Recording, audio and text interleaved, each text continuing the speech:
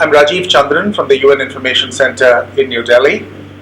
This morning at UN House, we've had Professor Jayati Ghosh, economist and professor at the Jawaharlal Nehru University, launch UNCTAD's Trade and Development Report to us. Jayati, thank you for sharing your time here with UNIC.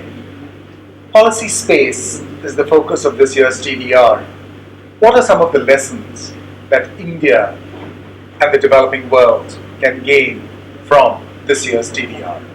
I think this TDR is making some very important points. The first is that we cannot expect the developed world to generate the dynamism that we would like in the global economy, so we have to really look elsewhere for our growth drivers.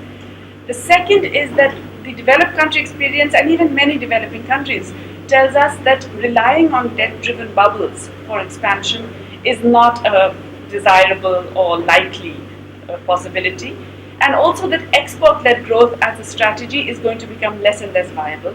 So we should ideally think of domestic expansion that is not based on unsustainable debt, but is based on rising wage incomes. If we do that, then we need to have new policies, and for new policies we need policy space. So the main point of this year's report is to look at how policy space is constrained by the current global situation and what are the avenues that still exist. What can we still do? There are some very important lessons for India in this. First is that we know that our policy space is constrained by multilateral institutions, the WTO, the IMF, and a number of other things. But we have already experienced that, for example, in our fight for food sovereignty in the WTO.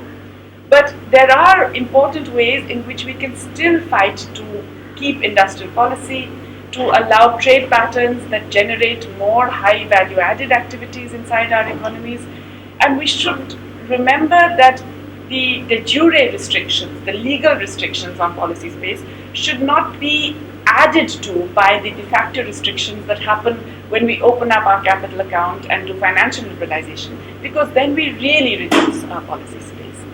So for India, the important thing to note is that if we really want to generate a growing dynamic economy in which, in fact, things are made in India, then we have to do industrial policy, we have to control and regulate finance, we have to have much greater fiscal resources, which means also more taxation. And taxation, therefore, from the rich and from companies. Now, all this requires a different direction. So we need that policy space that will enable us to do it. We can fight for it. But most of all, we need to have, if you like, the political desire to do that domestically. Thank you. Thank you, Professor Ghosh. And for more details of the report and the full report, do log in to the UNIC website, www.unic.org.in. Thank you.